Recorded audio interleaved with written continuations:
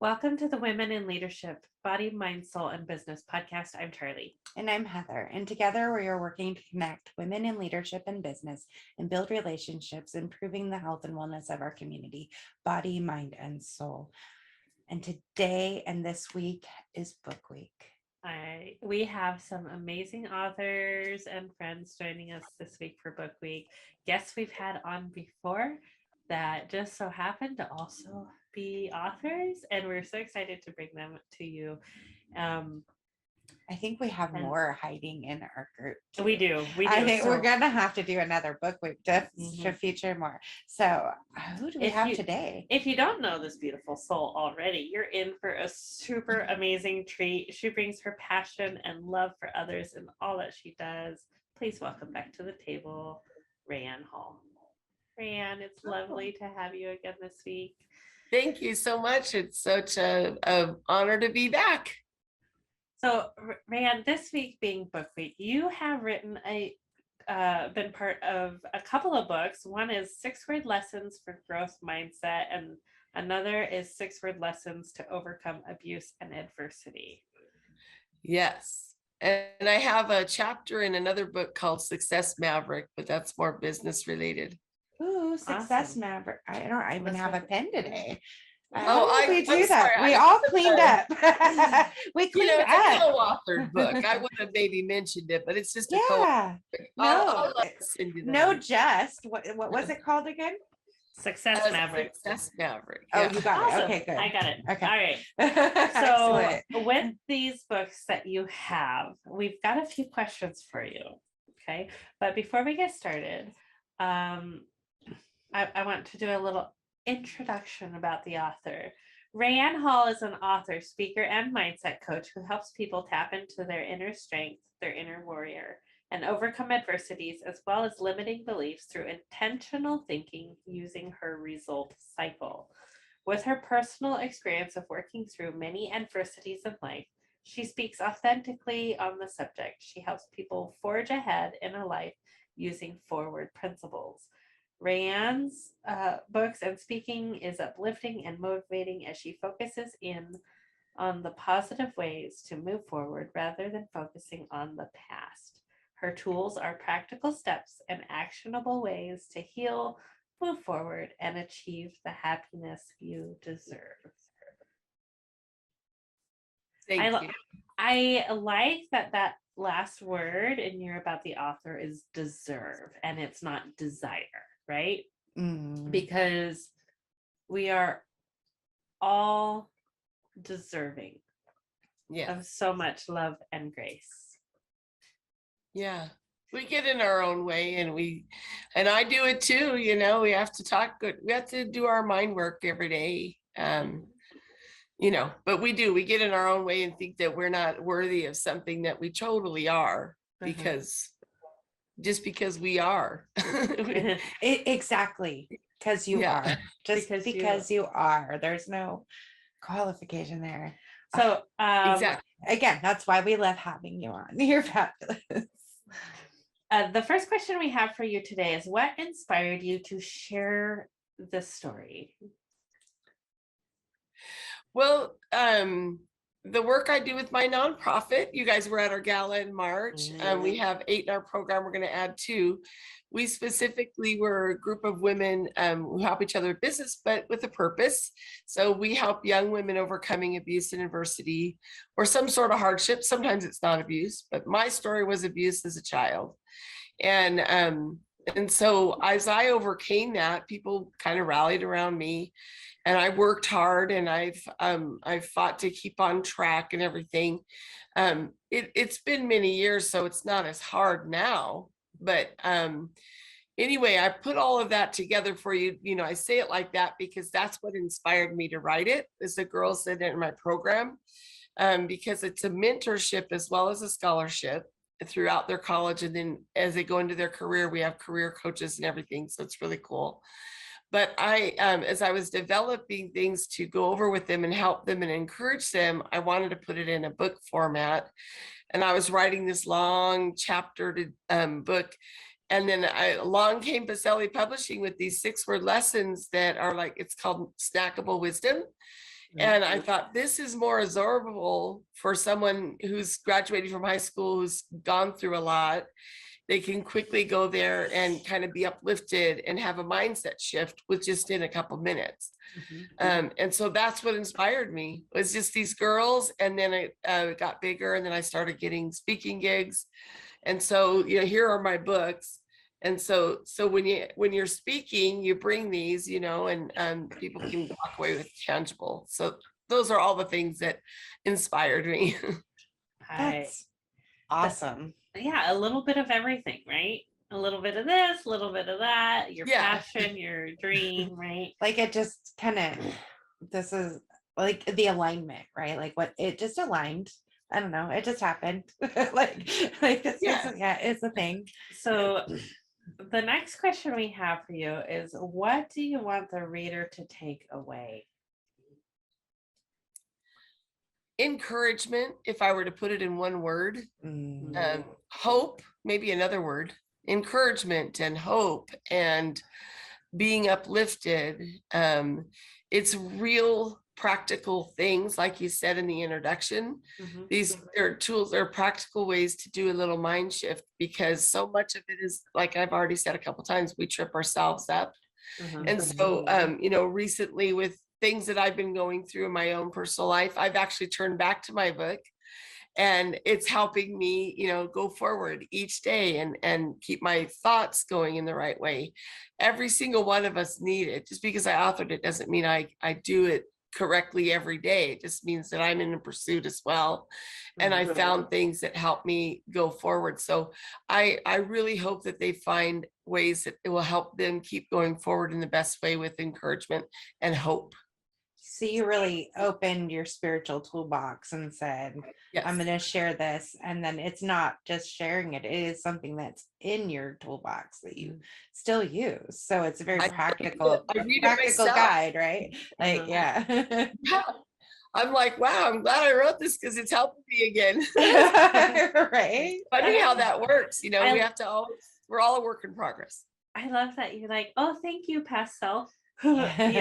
Because I think that's also really important. But I think it's really cool that you will go back and use the book that you wrote to help you move, keep moving forward, because you're right, we get stuck in our own heads, and we get stuck and we can't see a way out, and we need that reset sometimes. And so going back to our own journals, our own notebooks, books we read in the past that have helped us before, we reread them, we see things from a new perspective or whatever, something clicks, and then we can continue moving forward. So I like that too, because you're spending time with yourself, right? Because you wrote this book, and then you're spending time with yourself to help yourself. So that taps into you're already enough, right? Like it reinforces that you are already enough. You have everything within you already, right?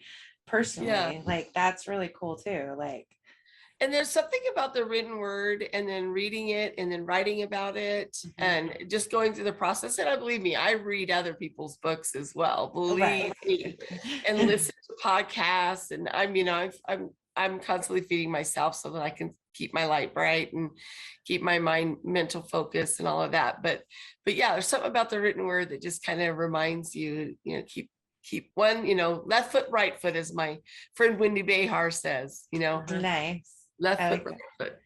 Left foot, right foot. The next question we have for you is, what was your writing experience like? Cathartic, I would say.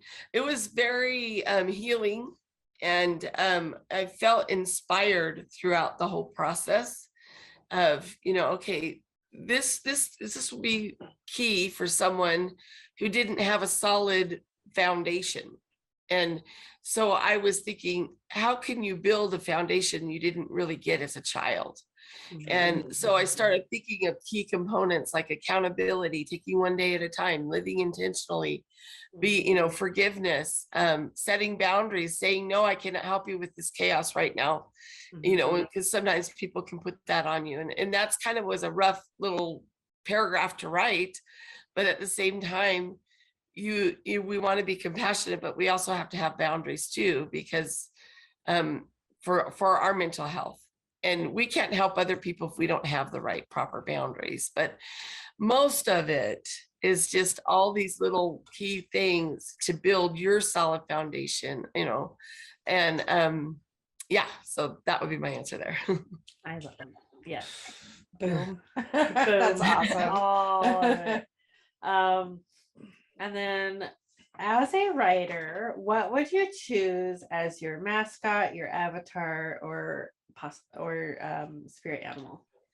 Yeah, I never really got into spirit animals that much. And then I went through a process with a lady who was doing this guided meditation, and it was very healing, the things that we were doing.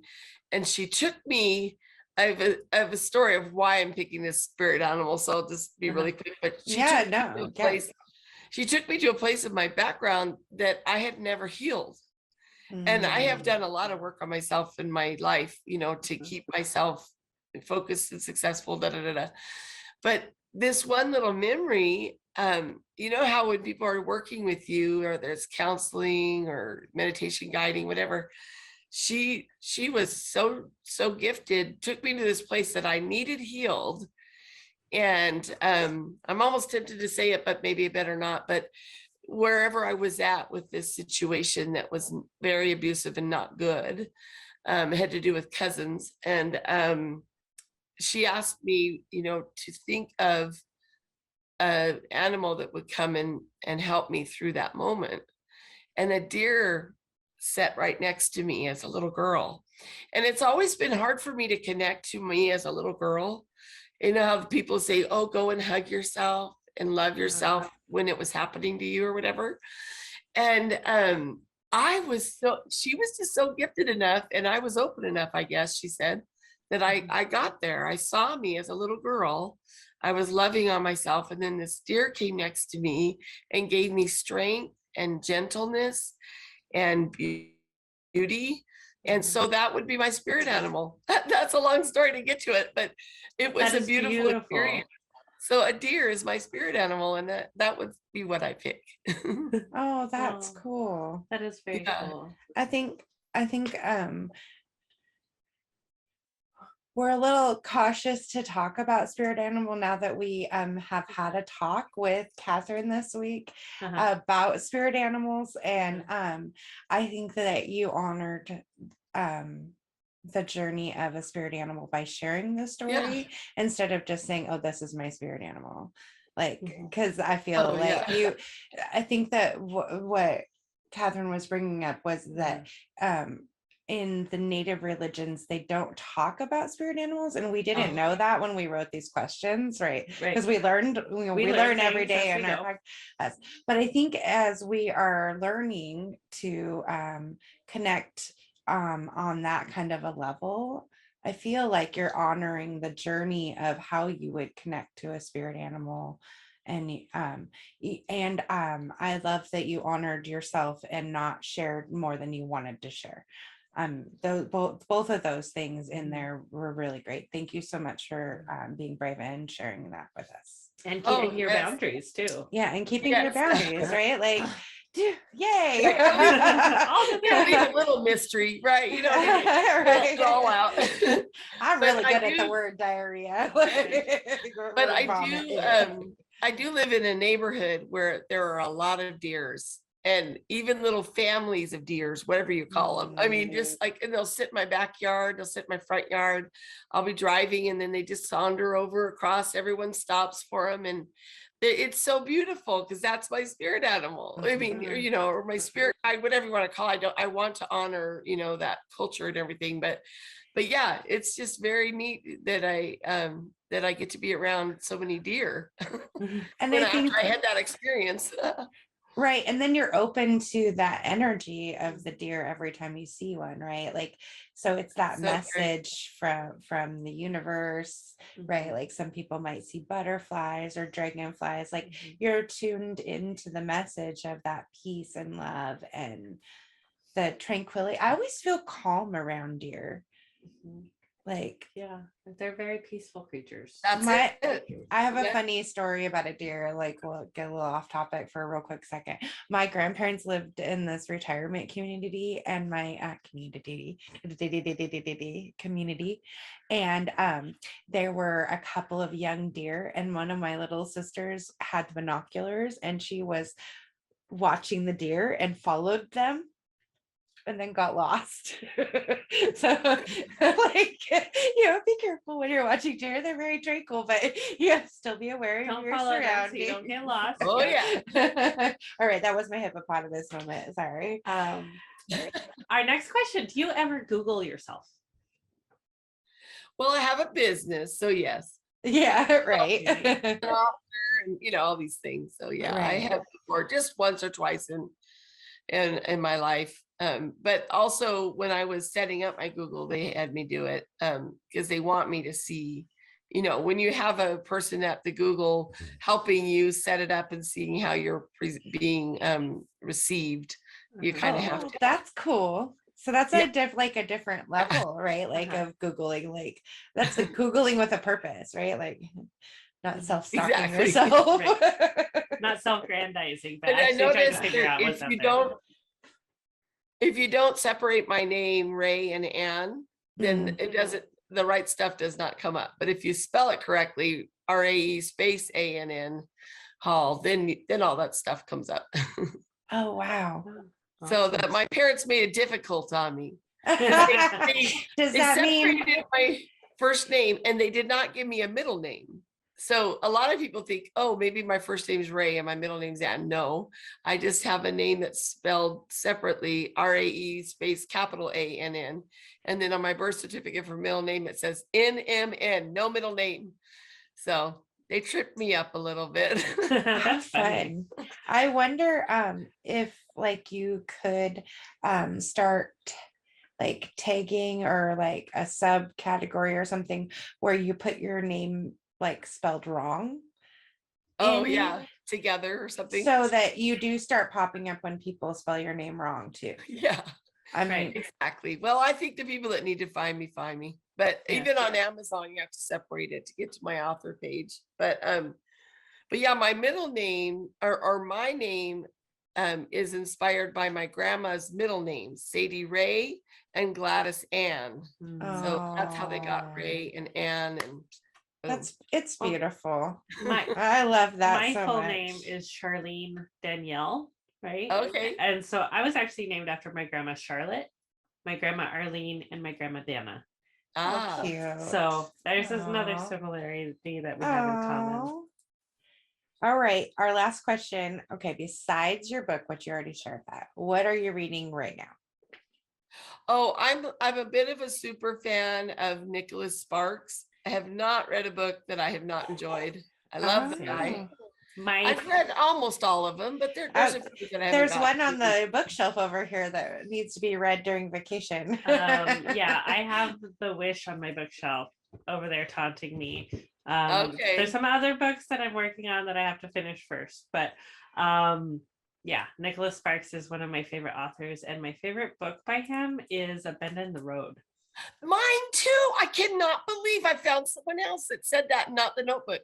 I do love the Notebook. See, I'm a super fan, so I'm getting excited here. But anyway, that is my favorite book. I'm not even kidding you. Oh, Yes, I'm gonna and read this and book. A Bend It's in the only Road. one that hasn't been made into a movie. I know. Ooh. And that's the one I want to be made into a movie because it's my Same. favorite book. It's so good. That is Oh. hilarious. I can't believe how many people I've talked to that are Nicholas Sparks fans. You're the first one that said the same book as me as my favorite. But I'm reading The Rescue right now. Yeah, that Okay. one's good too. That's fabulous. I'm so happy to meet another Nicholas Sparks fan. He's great. I really is love great. his style. That's awesome. I'm gonna have to put me to it. Well, I guess there's Yeah, you can borrow opportunity my to books, borrow yeah. a book, right? That's what's great And about. someday I'll give you my fiction book. It's about Ooh. a couple that meet at an Airbnb in Port Angeles. Oh, fun. And she is an insurance agent from Seattle. Katrina. What? No way. Of I course just I'm write gonna what write- you know, right? Of course, the main Right. character is going to be an insurance agent from Seattle. Write what you know. Write what you know. Oh my gosh, I Oh, that's can't so wait funny. to read that too. I didn't even. It's fun. Okay. Well, it's not even anywhere near close. I mean, I've probably got 6 more chapters because I keep changing how the ending anyway. But Mhm. yeah, it's Oh, fun. It's a great it's outlet. coming. It's coming. So our sutra topic this week is study by and of oneself, which I think we touched on a little bit when we were talking about your books and your story. And you had to study yourself in order to write that book. Right. And you said it was really cathartic because you had to dig deep, right? Yes. And so I think we touched on that really great. The quote this week is, sometimes you study the way by casting off the mind. Sometimes you study the way by taking up the mind. Either way, study the way of thinking and study the way of not thinking. Eihei Dogen. I love that. Hey, can I circle back a little bit? Sure, Because go for it. I had a thought come to me about studying yourself, Mhm. because what I'm noticing is when you're not paying attention, you can start to spiral. Mm. So I think part of studying yourself is reflecting on and seeing those pitfalls and get a red flag and let it flare up so you can go, oh, stop, gotta do some work here so that I don't start to spiral down the wrong way. I think that's is part of knowing yourself too, because if you're not self-aware, and when you're talking about studying yourself, all I'm thinking is being self-aware. Mhm. But we have got to be constantly vigilant about guarding that, because recently I've noticed that sometimes we could turn to the wrong sources to feel better. So you have to notice Right. that, get those red flags going up for yourself too. Like when you're in a relationship with someone and a big red flag comes up and you're like, okay, I gotta be a little careful with this one. Right. Same thing with your relationship with yourself. You gotta say it. I know the things that are going to help me get back to strength and center and all of that, and this is going the wrong direction. So I just had a thought I would share that. I love that, because that's that part of that spiritual toolbox for yourself, which is also part of making sure you are practicing de-stressing rituals so you can listen to your own red flags, right? Mhm. It's like the first time it goes off instead of the 10th, right? Like, all right, this red flag keeps going off, but I don't want to, So if we are practicing and taking those times to journal or walk it off, Mhm. or these Read are a book. like, do you just read the book, or are you like me with the pen and like a notebook and like like how do you read the book? Like what sometimes you read a book and you just you skim over it to kind of see what it's about, kind of open your mind to the ideas, and then do you go back and dig deeper, like how are you doing it? Yeah. And there's a difference between reading something for the pure enjoyment of it, like our wonderful Nicholas Sparks books, or for self-educational, self-growth purposes. We have a ton of those books too, but it's a different approach, when you go to read those books. Like when you go to read any of our mindset books, right? The sutras, you're going in for personal growth. Right. That is your intention. And then when you're reading the fictional stories or whatever, a lot of that is more for the enjoyment of the So are you story. like drawing a bath and relaxing? Do you have your cup of tea? Like, how are you helping enhance that relaxation for yourself, like the purpose of what you're doing? Yeah. And that the quote for that is we are what we repeatedly do, Aristotle. Yes. So, Rae Ann, what is something that you do for yourself as a de-stressing ritual? Well, music. Mm. I'm a karaoke girl. That's been Yes. helping a lot, but it really is fun to sing, but I also put it on. And then of course, starting my day with meditation and a more, there's a few things I do to help with that, but meditation and walking in the morning and connecting to nature feeds my soul. Woo. Yeah. Yeah. Yeah. But and- I gotta have fun because that's my personality code. I'm yellow. I'm a certified personality code coach. And so I know all the colors and I'm like big time all yellow, bright yellow. So I gotta have fun in my life. Karaoke has been fun. yeah. Oh, that's awesome. Yeah. And Good outlet. I've seen you doing lots of karaoke on Facebook. So it looks like Oh, you're having yeah. a great time. Work hard, play hard. This is my theme. Yeah, exactly. I think we all should, make sure we play. Right. Right. And I do karaoke with my daughter and she likes to sing karaoke. So it's not just with my friends. You just don't see it on Facebook with my daughter and my family. Right. I love to do a good session of kitchen karaoke. Uh-huh. Yeah, there you go. And sometimes we'll dance when we're in there. I have random dance parties with my 14-year-old autistic son.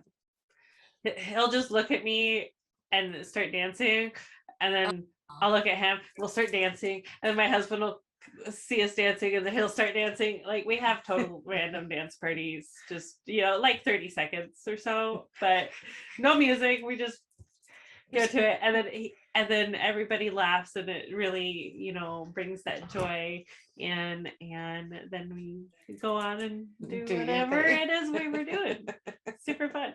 And that's also really de-stressing and things like that, just to have fun is de-stressing, and we forget how to have fun as adults. For a long time I was so caught up in my own head about what parenting is supposed to look like, what being a wife is supposed to look like, and everything else, that I forgot how to have fun.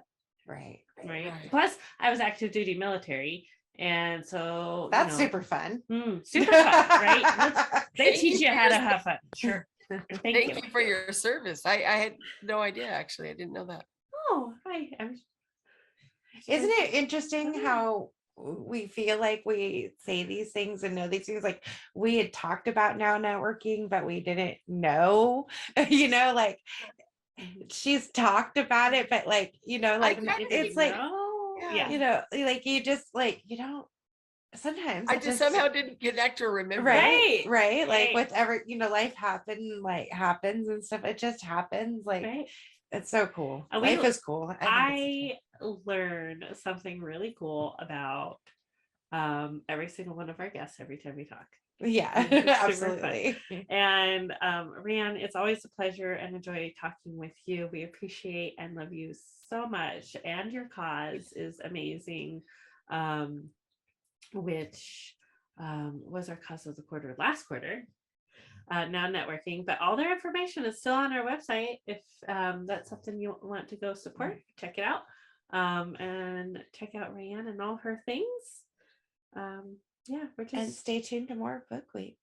Yeah, more book week coming up. We've got some amazing authors for you guys this week, and there's a lot of things changing in the social media world, so make sure you guys are subscribing to the podcast on your favorite podcast player, because we're in a changing world, and technology is always changing, and they're always moving things on us. So best way to stay in contact with us is always our website at www.womeninleadershipbsmb.com. Anything else? No, thank you so much, Rae Ann, and thank you to our listeners. We love you all. Namaste. Appreciate it. Thank you.